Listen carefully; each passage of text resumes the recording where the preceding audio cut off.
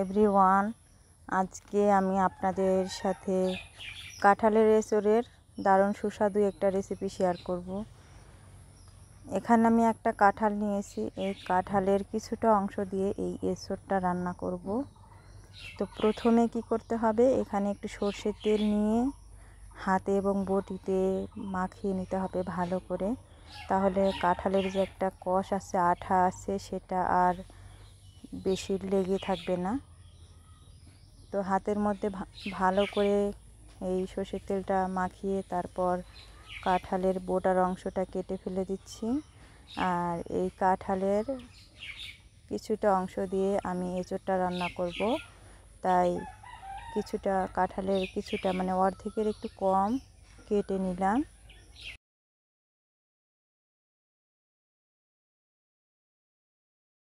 আর please সবাই পুরো ভিডিওটা দেখবেন, কেউ টেনে টেনে দেখবেন না। এখন এই কাঁঠালের মধ্যে যে কষটা বের হয়েছে, আঠাটা, সেটা আমি কুমড়া পাতা দিয়ে সে আঠাটা মুছে নিচ্ছি। এইভাবে মুছে নিলে বটিতে লেগে ধরবে না এই কাঁঠালের আঠা বা কষটা। এখন বটি দিয়ে কেটে নিচ্ছি, মাঝখানে ফালি দিয়ে নিচ্ছি।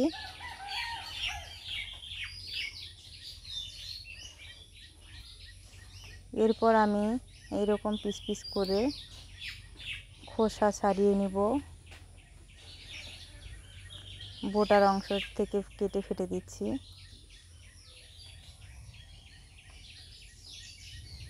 এবং কাঁঠালের যে মাঝের অংশটা আছে, মাঝখানের, সেটা ফেলে দিতে হবে, এটা কিন্তু খাওয়া যায় না।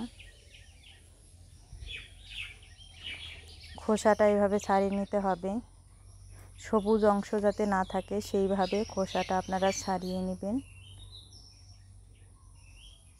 আর ভিডিওটি ভালো লাগলে সাবস্ক্রাইব করে রাখবেন, আমার চ্যানেলের পাশে থাকবেন। আর আপনারা আমার চ্যানেলের পাশে থাকলে আমি একটু ভিডিও করতে উৎসাহ পাই।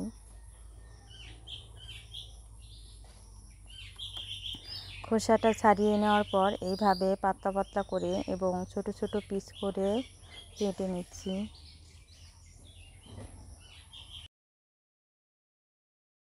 এইরকম পিস করে কেটে নেব।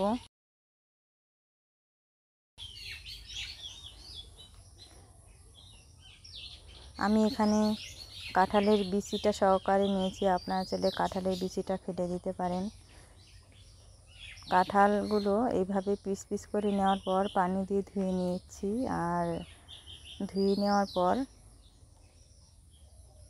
আমি ভাপিয়ে নেব প্রথমে এই কাঁঠালটা।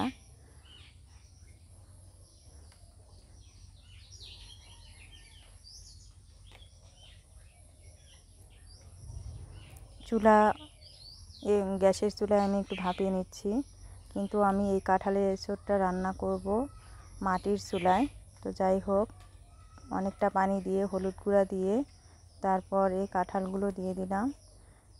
অনেকেই ভাপিয়ে নেয় না, তো আমি ভাপিয়ে নিচ্ছি। কাঁঠালের যে কষটা আছে সেই কষটা উঠে যাবে। এইদিকে আমি কড়াইয়ের মধ্যে দিয়ে দিলাম সয়াবিন তেল। সয়াবিন তেলটা গরম হওয়ার পর এখন পেঁয়াজ কুচি দিলাম, কাঁচামরিচ কুচি দিলাম। এখন পেঁয়াজ এবং কাঁচামরিচ কুচিটা আমি একটু ভেজে নিচ্ছি। আর সাথে গোটা জিরা দিচ্ছি। গোটা জিরা দিলে সুন্দর একটা সুঘ্রাণ আসে। এরকম যখন একটা লাল হয়ে আসবে পেঁয়াজ ভাজাটা, তখন পানি দিয়ে দিলাম হাফ কাপ। আর সাথে লবণ দিলাম পরিমাণ মতো, হলুদ গুঁড়া দিলাম, মরিচ গুঁড়া দিলাম 1 চা চামচের মতো প্রায়, ধনিয়া গুঁড়া দিলাম, আদা রসুন বাটা দিলাম 1 টেবিল চামচ, জিরা বাটা দিলাম ভর্তি করে 1 চা চামচ,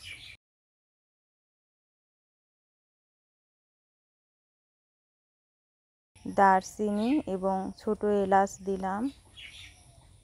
এই মশলাটাকে ভালো করে কষিয়ে নিলাম। এখন ভাপিয়ে রাখা এই কাঁঠালগুলো দিয়ে দিচ্ছি, দিয়ে কষিয়ে নিচ্ছি কোনো রকম পানি ছাড়াই।